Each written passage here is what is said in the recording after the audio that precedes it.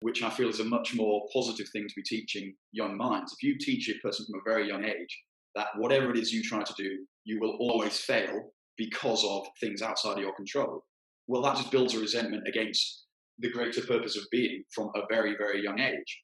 And I just see that being, like, who benefits from that?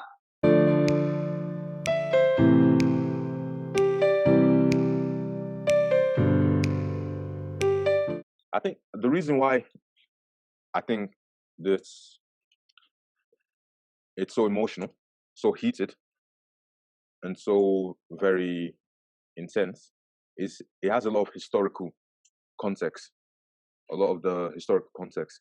I feel in the African community, especially mostly, I always say mostly I'll speak of African Americans, especially the African American community, because most of the, from what I understand is, apart from the Windrush generation or the Caribbeans, most of the Africans I know have migrated to the UK within just recently. So they can't really, so the history is a bit different from them.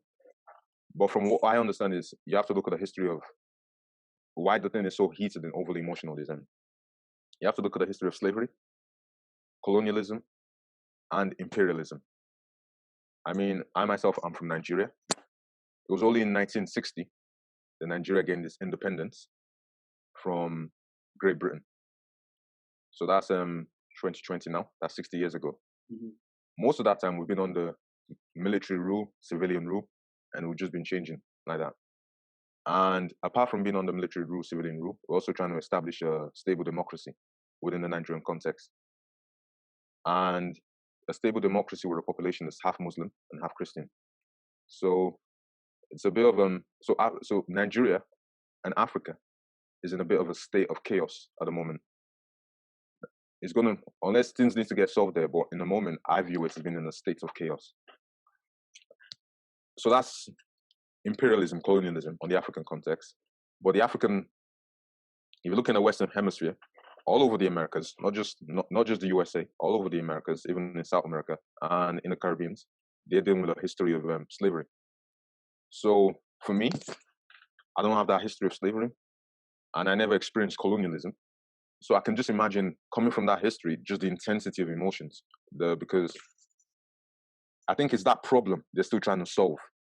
Is that question they're still asking themselves within the American context of that slavery question.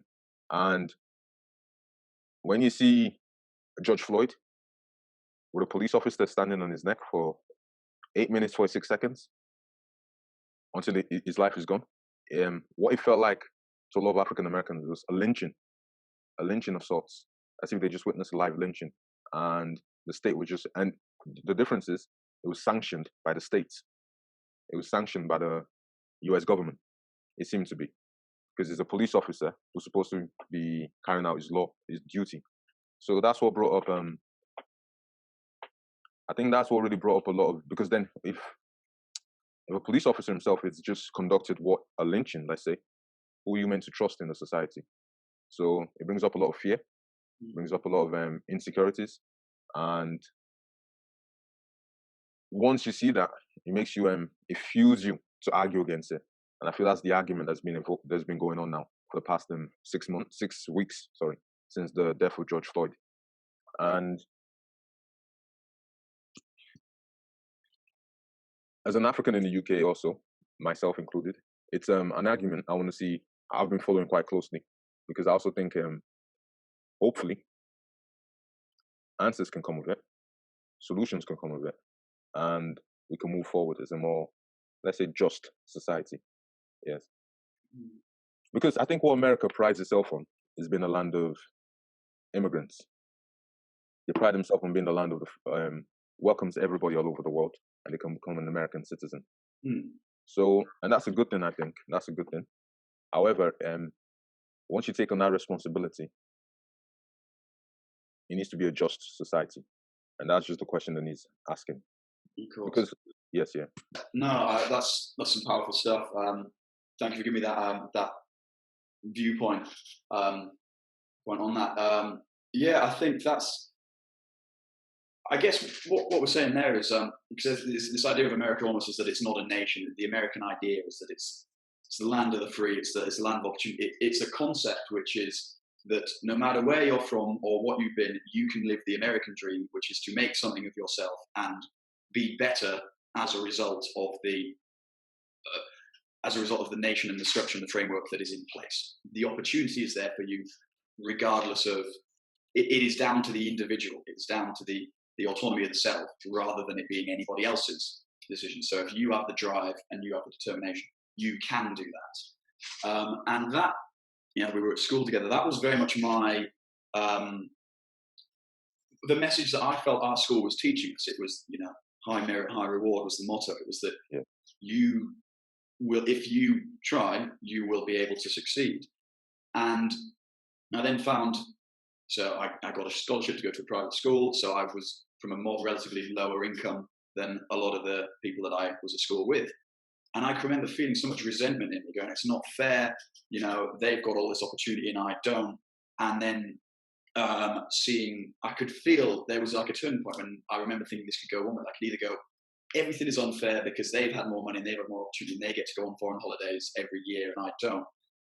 And I could either have gone, it's entirely the fault of the system, it's entirely unfair and it's unjust, and therefore I want no part of it. Or I could play the game effectively to do my best to then utilize that to surpass my peers, which, I feel very much just a more of a mental shift rather than anything else. It's the way in which you view the world, the way and this is what I say.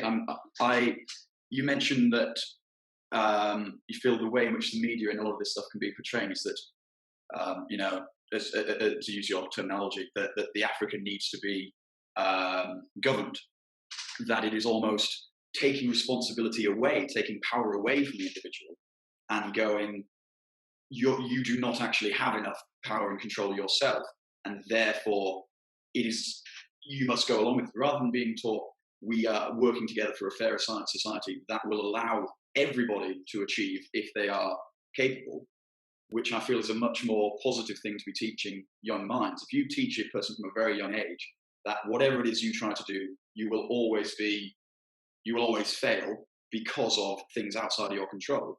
Well, that just builds a resentment against the greater purpose of being from a very, very young age. And I just see that being, who benefits from that?